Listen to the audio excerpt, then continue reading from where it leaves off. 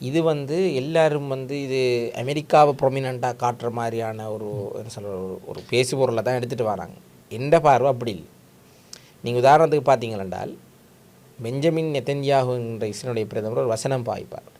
40 வருடங்களாக நாங்கள் வலியுறுத்தி கொண்டிருந்தோம், நாங்கள் 40 வருடங்களாக ஈரான் எவ்வளோ பெரிய த்ரெட்டுங்கிறத வலியுறுத்தி கொண்டிருந்தோம் என்று சொல்கிறாரு தானே. அங்கே தான் பாயிண்ட் இருக்குது. நீங்கள் நல்லா யோசிங்கோ, மிடில் ஈஸ்ட் மத்திய கிழக்கு பகுதியில் இஸ்ரேல் தங்களுடைய கிரேட் இஸ்ரேல் ப்ரொஜெக்டுக்கு முதலாவது விதையை பெஃப்லோ டிக்ளரேஷன் ஊடாக உள்ளுக்கு 1948ஆம் ஆண்டு நக்பாவை நடத்தி அதை பிடிக்கிறதாங்க. பிடிச்சத்தில் இருந்து அவங்க கொஞ்சம் கொஞ்சமாக அங்கே வலிமையாக பார்க்குறாங்க.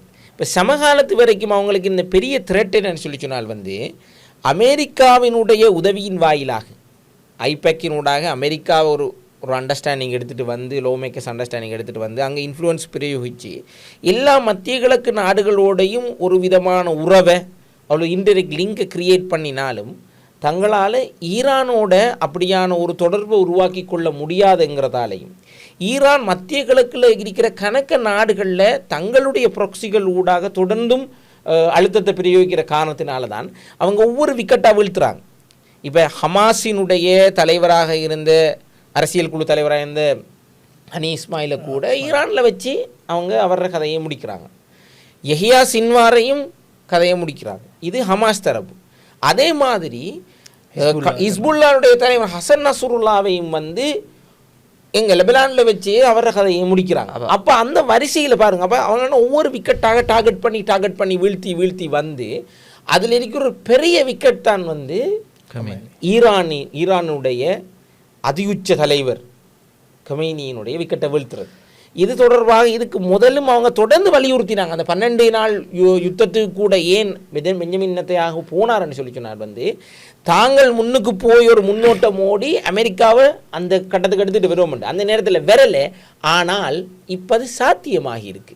இதுக்கு தொடர்ச்சியாக பெஞ்சமின் நெதன்யாஹு அமெரிக்காவை குறிப்பாக ட்ரம்ப்போடையும் ட்ரம்ப்புக்கு கூட இருக்கிற அந்த க்ளோஸ் சர்க்கிளோடையும் அவர் செஞ்சு வந்த என்ன சொல்ல ஒரு பாகெயின் ஒரு புஷ் தான் இந்த இடத்துக்கு கொண்டு விட்டு இப்படி ஒரு தாக்குதலை நடத்தணுங்கிற முடிவுக்கு அது எந்தளவு ரிட்டாலியேட் பண்ணுவாங்கன்னு அவங்க எக்ஸ்பெக்ட் பண்ணலை. ஆனால் ரிட்டாலியேஷன் அவங்க எக்ஸ்பெக்ட் பண்ணதை விட பெருசாக இருக்கிற மாதிரி தான் அமெரிக்காவுக்கு எதிராக இப்போது மாறி இருக்கிறது நினைக்கிறேன். இந்த தாக்குதல் இஸ்ரேல் தான் அமெரிக்காவை இழுத்துட்டு வந்தது.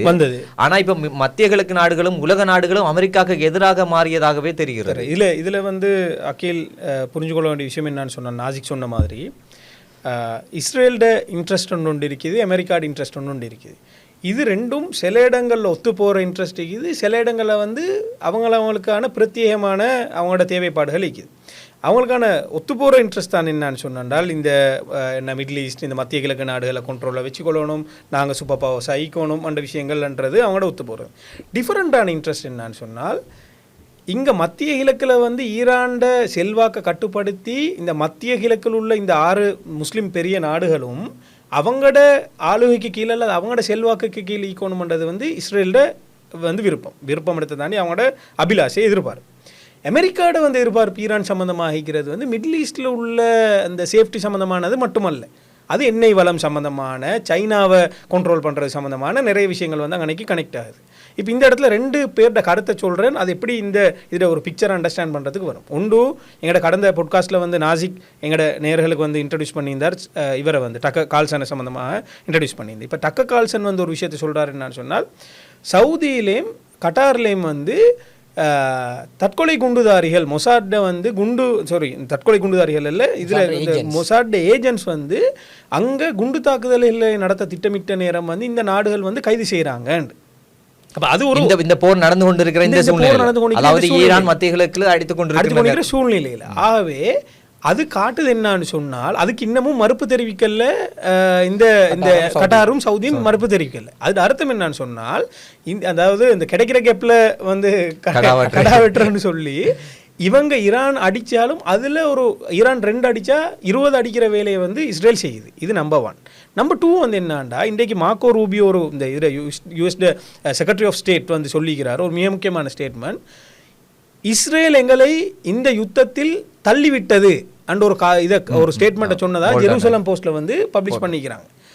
அதாவது நாங்கள் ஏன் ப்ரியம்டிவான இந்த அட்டாக், ப்ரியம்டிவ்னு சொல்கிறேன் என்னன்னு சொன்னால் என்ன சொல்கிற தற்பாதுகாப்பு இல்லை, அதாவது நீங்கள் அடிக்கிறதுக்கு முதல்ல நான் முந்தி கொண்டு அடிக்கிறது, ஒரு ப்ரியம்டிவாக வந்து அடிக்கிறது. அவன் அடிக்கிறதுக்கு முதல் நான் முந்தி அடிவுல போது நம்ம அடிவுல போது அடிப்போம்னு சொல்லி. அப்போ நாங்கள் அந்த அடிக்கு போனதுக்கு காரணம் என்னன்னா, நாங்கள் போகலே வந்து இஸ்ரேல் அடிக்க போகுது, அடித்தா வந்து அன்னைக்கு பேலன்ஸ் கொழும்ப போகுது, அதுக்கு முதல்ல அதை நாங்கள் சமநிலைப்படுத்துறதுக்காக போக வேண்டிய சூழல் ஏற்பட்டது. அதோட இன்னொரு பாயிண்ட் ஆட் பண்ணுறேன். முக்கியமாக பென்டகன் வந்து வகை சொல்ல வேண்டியது, பொறுப்பு கூற வேண்டிய ஒரே ஒரு இடம் வந்து யுஎஸ்ல யுஎஸ்ல காங்கிரஸ் வந்து கேட்ட கேள்வி என்னென்றால், ஈரான் ஏதாவது அமெரிக்காவினுடைய நிலைகளில், மத்திய கிழக்கு நிலைகள்லையோ அல்லது அமெரிக்காவுக்கோ தாக்குதல் நடத்துறதுக்கான ஏதாவது இன்டெலிஜென்ஸ் உங்கள்கிட்ட இருக்கா, ஏதாவது டீட்டெயில்ஸ் உங்கள்கிட்ட இருந்ததா, அதற்காக வேணியே நீங்கள் தாக்குதல் நடத்தினீங்கன்னு கேள்வி கேட்டாங்க. பென்டகன் இல்லைன்னு விட சொல்லி அங்கே இருந்தால் பிரச்சனை ஸ்டார்ட் ஆகுது. அப்போ இதில் அப்போ இந்த மார்க்கோ ரூபியோ சொன்னது, இந்த காங்கிரஸ் இது, அதே மாதிரி அந்த டக்கர் கார்ல்சன் சொல்கிற எல்லாத்தையும் வச்சு பார்த்தா எப்படி நடக்குதுன்னு சொன்னால், இஸ்ரேலுக்கு தேவைப்பட்டுச்சு, அமெரிக்காவுக்கு தேவைன்றதை விட இஸ்ரேலுக்கு தேவையாக இருந்துச்சு வந்து இங்கே வந்து ஈரானை தாக்கணும், அமெரிக்கா வந்து தாக்கணும், தாக்கிட்டு மிச்ச யுத்தத்தை வந்து நாங்கள் நடத்திட்டு போகிறோம். இல்லை, ஈரானை தாக்கணுன்றதுக்காக வேண்டி அமெரிக்கா ஏற்கனவே வெனிசூலா தலைவரை அந்த நாட்டுக்கு போய் கைது செய்தார். இப்போ அதுக்கு அடுத்த கட்டமாக தான் கமேனியை தூக்கணும்னு சொல்லிதான் அவங்களுடைய பாயிண்ட் என்னென்றால், அமெரிக்காவோட interest different, Israel interest different. அதை உலகத்தில் இருக்கிற எல்லாரும் புரிஞ்சு கொள்ளணும்.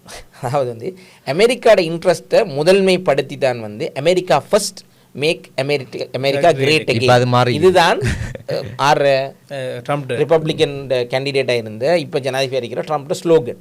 ஸோ அந்த பேசிஸில் வந்து அவர் இதற்கு முதல் இருந்த ஜனாதிபதிகளான பராக் ஒபாமா எல்லாரையும் வந்து மிக கடுமையாக விமர்சிச்சிருந்தவர் வந்து, ஒரு நெகோசியேஷனுக்கு போக இயலாத ஒரு தலைவர் தான் யுத்தத்துக்கு போவார்.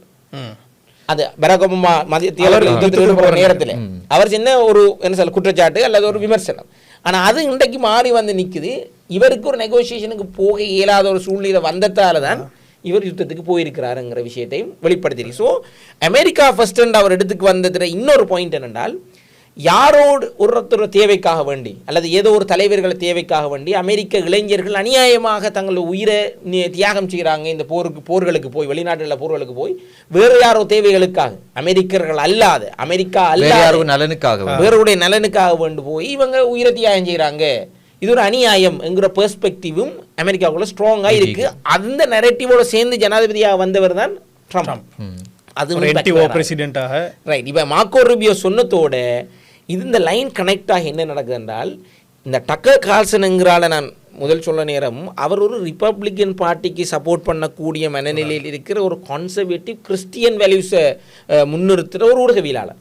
அவர் இவ்வளவு தூரம் இந்த விடயம் ட்ரம்ப் இந்த மூவ்ஸுக்கு அவர் எதிராக வந்ததுக்கு காரணம் ரிப்பப்ளிகன் பார்ட்டியோ ட்ரம்போ அல்ல, இந்த அமெரிக்கா ஃபர்ஸ்ட்ங்கிற இடத்துல இருந்து விலகி போய் இஸ்ரேல் ஃபர்ஸ்ட் என்ற இடத்துக்கு போறாங்க. அமெரிக்காவுடைய நலன்களுக்காக நீ செயற்படுறீங்களா, இஸ்ரேலுக்கு நலனுக்காக செயற்படுறீங்களா, அந்த கேள்வி உருவாக்குறாங்க. அதை அவர் மிட்டிகேட் பண்றதுக்கு தான் ட்ரம்ப் அன்எக்ஸ்பெக்டடாக வெனிசுலாவில் போய் மதுரோவை தூக்கிட்டு வந்த ரீசன் என்னன்னு சொல்லி சொன்னால் வந்து, மதுரோ விஷயம் வந்து இஸ்ரேலுக்குரிய பெரிய கன்சர்ன் இல்லையே, அது அமெரிக்காவோட கன்சர்ன். அப்போ அமெரிக்காவோட கன்சர்ன் முழுக்க என்னத்தை நோக்கி இருக்கு, இந்த உலகத்தில் பெட்ரோ டாலர் என்கிற முறைமையை வச்சு கொண்டு தான் அவங்களுடைய அதிகாரமும் ஆதிக்கமும் பொருளாதாரமும் இவ்வளவு உயர்ந்த நிலையில் இருக்கிற ஆதிக்க மனநிலையில் இருக்கிறாங்க. ஸோ அதை தொடர்ந்து இடத்துக்கு போகிறதுக்கு தடையாக இருக்கிற ஒரு முக்கியமான பாயிண்ட் இந்த பெட்ரோ டாலர்லேருந்து வெளியே போகிறது. அது ஆரம்பத்தில் சதாம் ஹுசைன் சொன்னார், நாங்கள் வந்து என்னத்தில் செய்வோம், யூரோவில் கொடுக்கல் வாங்கல் செய்வோம்ண்டார், அங்கே போட்டார். கடாவி வந்து தங்கத்தில் செய்வோம்னு சொல்லி சொன்னார், அங்கே போட்டாச்சு. மதுரோ வந்து சொல்லி சொன்னால் வந்து நாங்கள் யுவான்ல அல்லது ஒரு பண்டமாற்று முறையில் சைனாவோட செய்வோம்ன்ற லைன் எடுக்கக்கொள்ளதான் மதுரோவில் கை வைக்கிறார். ஸோ அவங்களோட பேட்டர்ன் வேறு, இஸ்ரேலில் தேவை பேட்டர்ன் வேறு. இப்போ இஸ்ரேலில் தேவையை கொண்டு வந்து அமெரிக்காவுடைய தேவையாகும் போல ட்ரம்புக்கு காட்டித்தான் இந்த வம்புக்கு இழுத்து வச்சிருக்கு. இது அவருக்கு உள்ளுக்கு பேக்ஃபயர் ஆகும். ஏனென்றால் அமெரிக்காவுடைய காங்கிரஸினுடைய அனுமதி இல்லாமல் இந்த அவர் போற முன்னெடுத்து போறாருங்கிறது உள்ளுக்கு பெரிய சீக்கிரம் உருவாக்குது. அதில் இன்னொரு விஷயத்தை எட் பண்ணணும் என்னன்னு சொன்னால், இப்போ அமெரிக்காவை நீங்கள் எடுத்துக்கொண்டா, நாசிக் சொன்ன போனால் அமெரிக்காவை எடுத்துக்கொண்டா, அமெரிக்காவுக்கு வந்து வெனிசுவேலாவில் யாரை மதுரோ தூக்கணும், அதாவது அவரை வந்து அங்கே கைது செய்யணும்ன்ற ஒரு தேவை ஒன்று இருந்துச்சு. அதுக்கு காரணம் வந்து சைனீஸ் டெலிகேஷன் வந்து ஒரு 2 கிழமைக்கு முதல்ல போய் மீட் பண்ணி இந்த இந்த இந்த இவங்களை பெட்ரோ டாலர் அக்ரிமெண்ட்லேருந்து இவங்களை வெளியில் எடுக்கிறதுக்கான ஒரு வேலையை வந்து சைனா வந்து செஞ்சு. இப்போ நாங்கள் இங்கே இதை அண்டர்ஸ்டாண்ட் பண்ணணும் இந்த கேம் எப்படின்னு சொன்னால், அமெரிக்கா வந்து அக்ரெசிவாக வந்து அட் எனி காஸ்ட், அதாவது நான் உங்களை கைது செய்வேன்டா கைது செய்வேன், தூக்குவேன்டா தூக்குவேன், கொள்வேன்டா போடுறேன். அமெரிக்காவில் ட்ரம்ப் அமெரிக்காவும் வளமையாக அந்த மாதிரியான ஒரு இதில் உள்ள ஆட்கள் தான். அவங்களோட ஃபாரின் பாலிசி எப்படி, சைனாட ஃபாரின் பாலிசி வந்து டிஃபரெண்ட். சைனா வந்து எப்படின்னு சொன்னால், சைனாட கேம் வந்து ஒரு நாளுமே வந்து மிலிட்டரி ஆபரேஷனுக்கு போகிறாங்க, எக்கானமி பொருளாதார ரீதியாக. இப்போ இதில் அவங்களுக்கு பயங்கர நஷ்டம். அதாவது நீங்கள் இந்த வெனிசுவேலாவில் நடந்த இந்த என்ன சொல்கிற ஆப்ரேஷன்லேயும் நஷ்டம், ஈரான் ஆப்ரேஷன்லேயும் நஷ்டம். ஆனால் அது வந்து கிரீன்லேண்ட் அது இதுன்னு சொல்லி எல்லாத்துலேயுமே அவங்க ஏழுமான அளவு இந்த மாதிரியான இந்த ஆயுத தாக்குதல்களை குறைத்து கொண்டு அவங்க டிப்ளமேட்டிக்காக மூவ் ஆகிற விஷயங்களே அவங்களோட ஃபோக்கஸ் எல்லா நாட்டிலையும் வந்து எக்கனாமி சம்மந்தமாக மட்டும்தான் நிற்கிது. மிலிட்டரி ஆபரேஷன் கண்ட்ரோல் எடுக்கிற ஆதிக்கம் செலுத்துறது இல்லை. இது ஒரு விஷயம். இதில் 2வது விஷயம் என்னன்னு சொன்னால், மதுரோவை பிடிச்ச மாதிரியே கமேனி எலிமினேட் பண்ணணும், ஈரான் எண்ணெய் வளங்கள்ல வந்து கை வைக்கணும்ன்றதும் ஒரு நலன் தான். ஆனா இந்த நேரத்துல கட்டாயம் அதை செஞ்சுதான் ஆகணும்ன்ற நிலைமையில அமெரிக்கா இல்லைன்றது தான் இந்த இவ்வளவு நேரமான விஷயங்கள் காட்டுது. அதாவது இஸ்ரேலுக்கு தான் இன்னொரு பாயிண்ட், ஓமான் தான் வந்து ஈரான்டையும் அமெரிக்காடையும் இந்த நெகோசியேஷனை செஞ்சு கொண்டிருந்தோம். ஈரான் ஓமான் ஃபாரின் மினிஸ்டர் அவர் எனக்கு ஞாபகம் வைக்கிறவரை சிபிஎஸ் நியூஸுக்கோ என்பிசி நியூஸுக்கோ கதைக்கிற நேரத்தில் சொன்னவர் அமெரிக்காட நியூஸுக்கு என்ன சொல்ல விதின் ரீச், ஈரானும் அமெரிக்காவும் இந்த இந்த நியூக்ளியர் விஷயத்தில் ஒரு டீலுக்கு வரப்போகுது, கிட்டத்தட்ட ஸ்டாக் பைலிங். அப்போ ஆல்ரெடி இருக்க யுரேனியத்தை நாங்கள் சேர்த்து வைக்கிறது கூட ஈரான் நாங்கள் கைவிடுறோம் என்ற நிலைமைக்கு ஒரு அண்டர்ஸ்டாண்டிங்கு அமெரிக்காவோட வர்ற நேரத்தில் தான் இந்த அட்டாக் நடக்குது. அல் கமேனி இறந்து போறார். அதாவது அந்த எக்ரிமெண்ட் மட்டும் நடந்தா இஸ்ரேலுக்கு பாதுகாப்பு இல்லையா? அதாவது அந்த நேரம் காமன் இன்ட்ரெஸ்ட் இல்லாம அமெரிக்காட இன்ட்ரெஸ்ட் வந்து அமெரிக்காவுக்கு கிடைக்குது, அமெரிக்கன் பிரசிடென்ட் அடிப்படையில் இஸ்ரேலோட இன்ட்ரெஸ்ட் வந்து அங்கே லூஸ் ஆகுதுன்னு சொல்லி